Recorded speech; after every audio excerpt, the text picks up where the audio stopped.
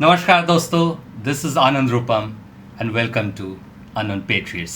दोस्तों, इस चैनल को लाइक शेयर एंड सब्सक्राइब ज़रूर कर लीजिएगा।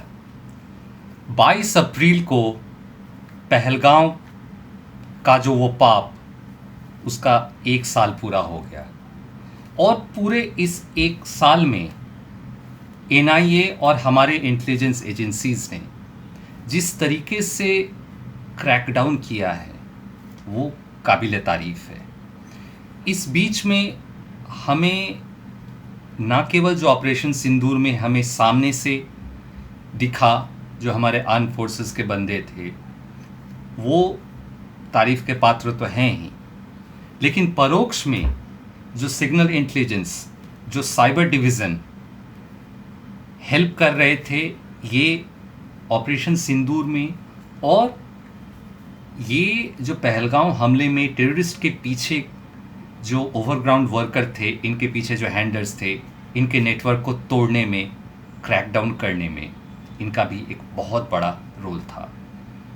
ये दोस्तों इस बारे में बहुत कम बातचीत हुई है कि उस समय लगातार जब 22 अप्रैल को अटैक हुआ उसके बाद से ही लगातार एक प्रोपेगेंडा मैकेनिज्म पाकिस्तान के तरफ से, आईएसआई के तरफ से चालू हो गई। उसके बाद से एक डिजिटल वॉरफेयर भी चालू हो गई थी। साइबर अटैक्स हो रहे थे। साइबर अटैक ना कि सिर्फ पाकिस्तान के थ्रू आ रहा था, वो चाइना और नॉर्थ कोरिया के थ्रू भी आ रहा था। इसके अलावा यूरोप के कई जगहों से आ रहे थे, पोर्तुगल से आ रहे थे, जर्मनी से आ रहे थे, क्योंकि ये आईएसआई और जो ये गहरा राज का जो पूरा मॉड्यूल है ये इसके पीछे था।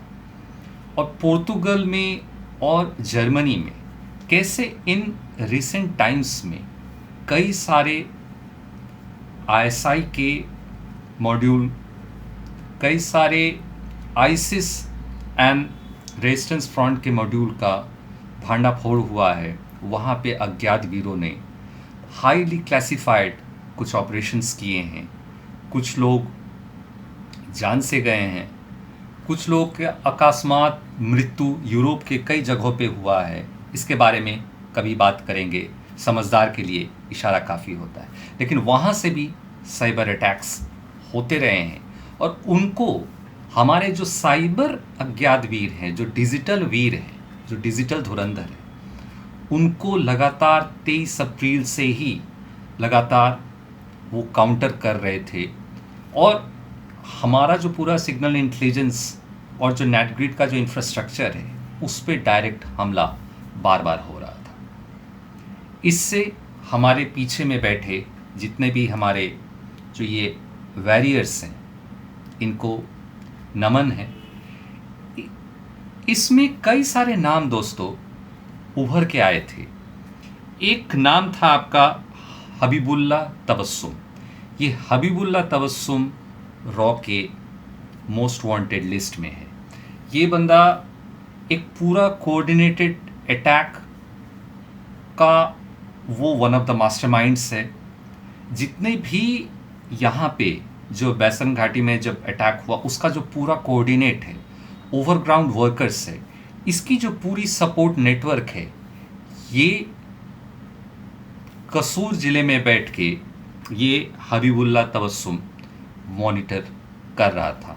इसके बारे में पॉइंट टू पॉइंट बहुत सारी इन्फॉर्मेशंस हैं और आपको कभी आश्चर्य नहीं होगा कि आने वाले समय में अगर अज्ञात वीरों के हाथों ये हबीबुल्ला तबस्सुम भी 72 बुरों के पास पहुंच जाता है या अचानक उसकी तबीयत बिगड़ती है और उसके साथ कुछ अनहोनी घटना घट जाती है। रडार पे जो इसका वन ऑफ द मेन की आर्किटेक्ट्स है ये पहलगांव हमले का, वो उस बंदे का नाम है ब्रिगेडियर समीउल्लाह कसूरी। इस बंदे का नाम मत भूलिए। मैं पहले भी बोला हूँ कि आज नहीं तो कल ये ब्रिगेडियर कसूरी के साथ कुछ न कुछ ज़रूर दुर्घटना घटेगा। याद कीजिए लेफ्टिनेंट जनरल इल्तिजा बेग नियाजी, ये ब्रिगेडियर कसूरी के साथ जो दूसरा सबसे बड़ा पहलगांव हमले का जो मास्टरमाइंड है, ये लेफ्टिनेंट जनरल नियाजी, ये बंदा अपने फार्म हाउस में किसी लेडी के साथ वो समय बिता रहा था।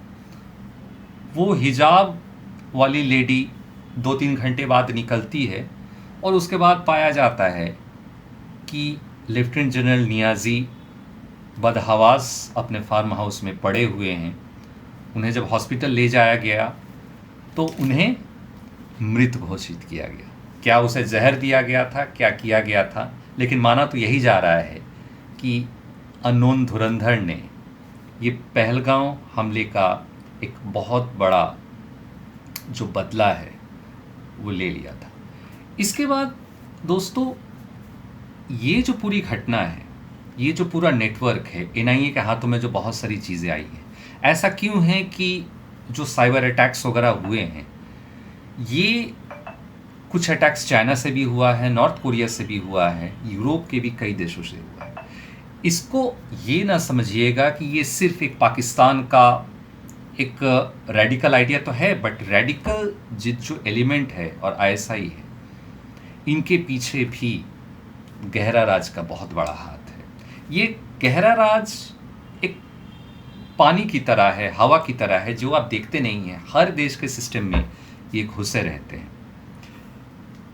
21 तारीख को आप याद कीजिए, राजस्थान में मोदी जी को रिफाइनरी का उद्घाटन करना था और उस रिफाइनरी में ब्लास्ट हो जाता है। ये इसका रेफरेंस देना बहुत ज़रूरी है। और ये ब्लास्ट जो होता है, इस ब्लास्ट के बाद एनआईए को इन्वॉल्व किया जाता है। एनआईए को इसलिए इन्वॉल्व किया जाता है क्योंकि ऐसी ही कुछ ब्लास्ट ऑस्ट्रेलिया का वीवा एनर्जी प्लांट में भी हो चुका है, बुखारेस्ट में हो चुका है, ब्राज़ील में हो चुका है, इवन कि यूएस में भी हो चुका है। ये कोइंसिडेंस नहीं है। ये जो डीप स्टेट है, गहरा राज है, ये अलग अलग तरीके से आप पे हमला करता है।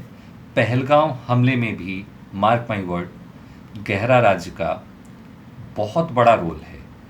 आपको ये उलझाना चाह रहा था, एक युद्ध में झोंकना चाह रहा था। वो तो हमारा जो ऑपरेशन सिंदूर का operation quick in and out, ये इतना सफल रहा कि रूस जैसे यूक्रेन युद्ध में फंस गया है, ट्रंप जैसे ईरान युद्ध में फंस गया है, वैसे भारत फंसा नहीं। गहरे राज का जो पूरा ताना बाना आप देखेंगे, जब ये नेटवर्क एक दूसरे से खुल रही है। यहाँ पे एक इंटरेस्टिंग बात बताओ दोस्तों, हमारा एक डिजिटल डेटाबेस बना है हमारे पूरे इंटेलिजेंस का। यहाँ पे आपका जो डीप एसेट्स हैं उनका जो पूरा नेटवर्क, उसके बाद जो सिग्नल इंटेलिजेंस है, उसके बाद जो कम्युनिकेशंस इंटेलिजेंस है, सबका एक कंप्लीट डेटाबेस। अब देखिए, पिछले 1 साल से, चाहे वो पहलगांव से लेके आपका बांग्लादेश के तरफ से जितने भी आतंकी जो हमलों की कोशिश की जा रही है, रिसेंटली कोलकाता के न्यू टाउन से कुछ आतंकी अंसरुल बांग्ला के पकड़े गए थे। इनके सारे डिजिटल सिग्नेचर, टेलीकम्युनिकेशन के जितने भी ट्रेसेस थे, ये सारे को लिंक करने का काम ये जो हमारा डिजिटल डेटा बैंक है वहाँ पे हो रहा है।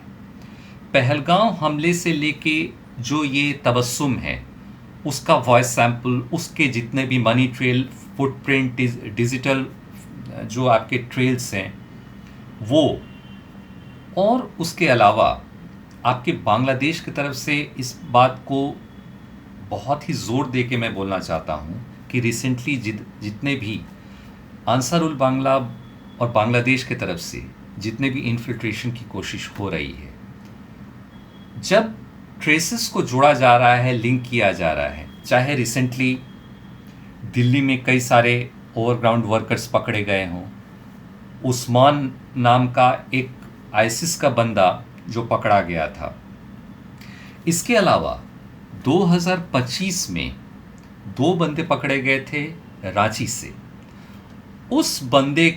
वो दोनों बंदे का जो पहलगांव का जब एनआईए की पूरे जांच में जो ट्रेल्स चल रहे थे, और उसमें एक बहुत बड़ा नाम आया था समंदर चाचा का। ये समंदर चाचा वो पिछले 14 साल से जितने अभी आतंकी थे जो इन एंड आउट करते थे, आतंकी वारदात को अंजाम देते थे, उसके बाद पाकिस्तान भाग जाते थे, तो सबसे बड़ा जो लॉजिस्टिकल जो सपोर्ट देते थे ये समंदर चाचा दिया करते थे। तो इस समंदर चाचा के साथ ये उस्मान और एक बंदा था, ये दो बंदे को जब रांची से उठाया गया, इनके तार समंदर चाचा से जुड़े थे और इन दोनों के तार आपके बांग्लादेश के जो टेरर मॉड्यूल है आंसरुल बांग्ला, उसके साथ भी जुड़ते हुए दिखे थे। दो बंदे जो कोलकाता के न्यू टाउन से पकड़े गए थे, उन दोनों का भी लिंक आपका समंदर चाचा से मिला था। और इधर रिसेंटली गौर कीजिए कि वैन डाइक जो पकड़ा गया था, ये वैन डाइक ऐसे ऐसे रिसेंटली खुलासे किए हैं, बहुत सारे अभी भी खुलासे जो हैं वो क्लासिफाइड हैं, लेकिन बहुत सारे खुलासों का लिंक वो ऐसा भी आ रहा है कि वो मणिपुर में तो कुछ गड़बड़ कर ही रहा था, इसके अलावा बांग्लादेश की तरफ से भी बहुत सारी गड़बड़ी करने की उसकी कोशिश थी। और दूसरा बंगाल इलेक्शंस, वेस्ट बंगाल इलेक्शंस को दोस्तों मत भूलिएगा। ये वेस्ट बंगाल इलेक्शन में अगर आपने देखा होगा कि जितने भी वेस्टर्न मीडिया है, जो ये पूरा गहरा राज है, इसका बहुत ही वो लोग क्लोजली बंगाल इलेक्शन को मॉनिटर कर रहे हैं। इलेक्शन तो केरल में भी हो रहा है, असम में भी हो रहा है, तमिलनाडु में भी हो रहा है, लेकिन ये जो पूरा वेस्टर्न मीडिया है जो ये छाती पीट रहे हैं कि वेस्ट बंगाल में डेमोक्रेसी को इलेक्शन कमीशन ने रौंद दिया है, इसके पीछे एक जो डीप स्टेट का जो एक पूरा ग्रेट डिज़ाइन है, जिनके अंडर में ये आईएसआई हो, चाहे वो रेजिस्टेंस फ्रंट हो या बांग्लादेश का आंसरुल बांग्ला हो, ये सारे लोग काम कर रहे हैं। ये एक बहुत बड़ा ग्रेट डिज़ाइन है। याद कीजिए ममता दीदी आईपैक के ऑफिस में पहुंच गई थी और ग्रीन फाइल लेके भाग गई थी। उस ग्रीन फाइल में क्या है, बहुत लोग जनरली कह रहे हैं कि उस ग्रीन फाइल में लेन देन वाली बहुत सारी बातें थी, लेकिन कुछ कानाफूसी खबरें ऐसी भी है कि वो लेन देन की चीज़ें ममता दीदी को कहीं हिजबुल लश्कर या अंसरुल बांग्ला के साथ तो नहीं जोड़ रहा था। बहुत सारे मनी ट्रेल्स कुछ इन्हीं दिशाओं में इंगित कर रही है। इन चीज़ों के बारे में जब और डिटेल में पता चलेगी, इस पर हम लोग और खुल के बात करेंगे। तो और ऑलरेडी मैं बताऊं कि ममता दीदी का एक मंत्री विनय मिश्रा, वो ऑलरेडी देश छोड़ के यूरोप में जाके छुपा पड़ा है, और उसके जो मनी ट्रेल्स और उसके जो ये जो इन्वेस्टिगेशन जो कर रही है, उसमें उसके डायरेक्ट लिंक अंसरुल बांग्ला, हिजबुल और लश्कर के साथ जुड़े हुए मिल रहे हैं। इन चीज़ों को फ़िलहाल बहुत ज़्यादा हाईलाइट किया नहीं जा रहा है। अभी बंगाल इलेक्शन है, एक बार ये इलेक्शन हो जाने दीजिए, तो ये जितने भी नेता हैं और इनका अंसरुल बांग्ला के साथ और ये अंसरुल बांग्ला का आईएसआई के साथ, और ये कुछ पिछले एक साल में जो मॉड्यूल्स पकड़े जा रहे हैं, इनके साथ क्या लिंक है, ये बहुत जल्द खुलेगा। ये इलेक्शन अगर आप वेस्ट बंगाल का ध्यान दें, ये बेसिकली सिर्फ एक नॉर्मल इलेक्शन नहीं है। इसके लिंक पिछले एक साल में हमारे इंटेलिजेंस का जो एफर्ट है, एक साल में लगातार, चाहे वो न्यू टाउन में हो, दिल्ली में जो पकड़े जा रहे हैं, ये रांची में जो बंदे पकड़े गए, जो पहलगांव हमले का जो लॉजिस्टिकल जो किंग था, जो लॉजिस्टिक सपोर्ट देता था समंदर चाचा पिछले 14 साल से, उनके साथ जुड़ना, और रांची वाले उस्मान और जो दूसरा बंदा था, उनका लिंक भी अंसरुल बांग्ला और बंगाल इलेक्शन के साथ जुड़ना, ये कोई छोटी मोटी बात नहीं। तो पूरा जो एक साल में पहलगांव से लेके अभी जितना भी 10 नवंबर को दिल्ली में ये जो आतंकी हमला हुआ, ये जो डॉक्टर्स जो बाप बेटा पकड़ाया है रिसेंटली, जो रेलवे उड़ाने का प्लान कर रहा था, कहीं ना कहीं हमारा जो डिजिटल जो डेटाबेस है, जो साइबर इंटेलिजेंस है या सिग्नल इंटेलिजेंस है, सब में कहीं ना कहीं डायरेक्टली और इनडायरेक्टली एक लिंक जुड़ता हुआ दिख रहा है। आपको अपरेंटली लग रहा होगा कि बंगाल इलेक्शन एक इलेक्शन है, पहलगांव हमला एक साल पहले हुआ है, दिल्ली का ब्लास्ट कोई एक अलग घटना है। ऐसा है नहीं। एनआईए, ईडी, सिग्नल इंटेलिजेंस और हमारे साइबर इंटेलिजेंस जब चीज़ों को जोड़ रही हैं डायरेक्टली और इनडायरेक्टली, कड़ियाँ एक दूसरे से जुड़ती हुई जा रही है। अब आपको ममता दीदी का आईपैक का फाइल चोरी करना, अब आप इसको बहुत अलग एंगल से देखेंगे। अब जो मोथाबाड़ी में जजों पे हमला होता है, इसके पीछे क्या गहरे राज का कोई बहुत बड़ा वृहद एक कॉन्स्पिरेसी है, इस चीज़ को भी आप अलग एंगल से देखेंगे। वैन डाइक का कोलकाता एयरपोर्ट से पकड़ा जाना, इसको भी अब आप दूसरे एंगल से देखेंगे। किसी भी चीज़ को भी आप वेस्ट बंगाल इलेक्शन को, पहलगांव हमले को, 10 नवंबर को जो दिल्ली में सुसाइड जो हमला हुआ, और जो डॉक्टर्स जो राइसिन बना रहे थे, रांची से जो 2 बंदे पकड़े गए थे जिनका यहाँ पे आईसिस का मॉड्यूल क्रिएट करना और फिदाइन हमला करवाना, और बांग्लादेश के तरफ से एक बहुत बड़ा आतंकी फ्रंट खोलना। और दोस्तों, जाते जाते एक और बहुत इम्पॉर्टेंट बात बता दूं कि पिछले सप्ताह हमारे नेशनल सिक्योरिटी एडवाइज़र के साथ बांग्लादेश के नेशनल सिक्योरिटी एडवाइज़र का एक जॉइंट एक लॉन्ग मीटिंग हुई थी, और वहाँ पे एक बहुत बड़ा खुलासा ये हुआ है कि बांग्लादेश एयरफोर्स में आईएसआई का इन्फिल्ट्रेशन बहुत हो गया है। 100 एयरमैन वहाँ पकड़ाए हैं, 10 पायलट्स पकड़ाए हैं जो आईएसआई के साथ मिलके इंडिया बॉर्डर पे कुछ बहुत बड़ा गेम प्लान कर रहे थे, और वो भी वेस्ट बंगाल इलेक्शन के सामने। तो ये चीज़ें हमें बताती हैं कि हमें कितना चौकन्ना रहना पड़ेगा, और वेस्ट बंगाल इलेक्शन हमारे नेशनल सिक्योरिटी के लिए कितना इम्पोर्टेंट है। तो दोस्तों, इसी नोट पे आज का एपिसोड यहीं समाप्त करता हूँ। आगे जैसे जैसे कड़ियाँ जुड़ती जाएंगी, मैं आनंद रूपम आपको बताता जाऊंगा।